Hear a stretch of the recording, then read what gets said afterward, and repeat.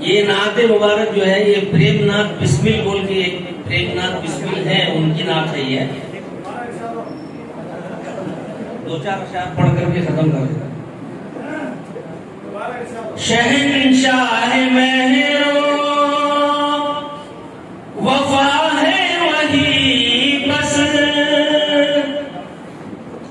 شہنشاہ مہروں وفا ہے وہی بس، جہان علم بھول جانے لگے ہیں، جہان علم بھول جانے لگے ہیں. شہ انبیاء کا کرم جب ہوا تب، شہ انبیاء کا کرم جب ہوا تب، غموں میں بھی ہم مسکرانے لگے ہیں، غموں میں بھی ہم مسکرانے لگے ہیں.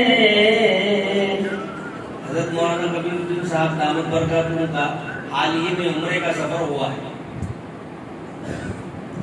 پلٹ کر نہ جائے مدینے سے گھر کو، پلٹ کر نہ جائے مدینے سے گھر کو، مدینے میں سر ہم جھکانے لگے ہیں،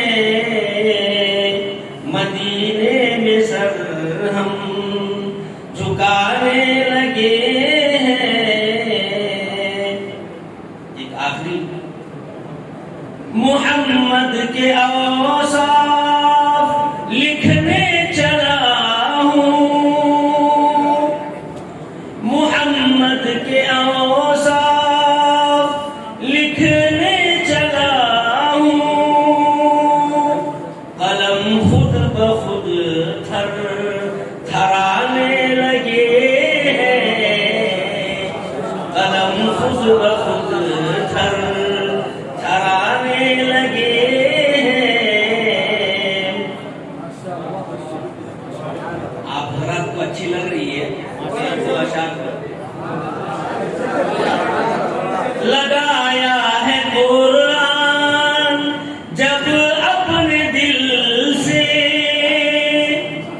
لگایا ہے قرآن جب اپنے دل سے، مدینے کے سلطان بلانے لگے ہیں، مدینے کے سلطان بلانے لگے ہیں.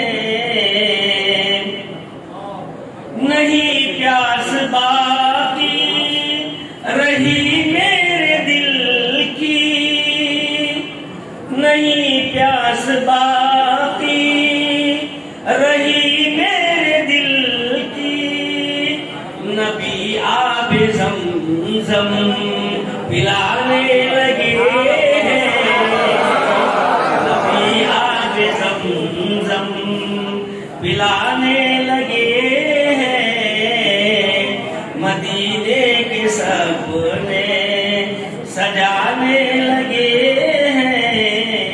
یہ آخری شعر ہے. ہمیں ناز ہے اپنی قسمت پہ بسمل، ہمیں ناز ہے اپنی قسمت پہ بسمل، گلے ہم کو آقا لگانے لگے ہیں،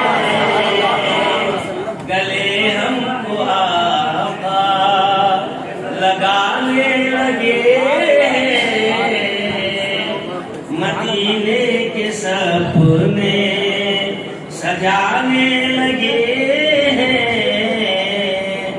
زمانے کے غم ہم بھلانے لگے ہیں، مدینے کے سپنے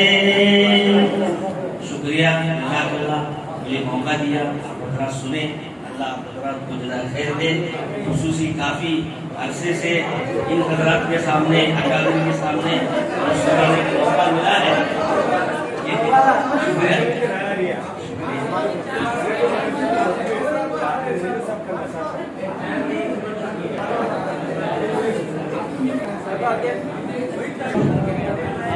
ہاں ضرور، مدرسہ اشرف البرنٹ حافظ منیر صاحب کو دعوت دی جائے گی۔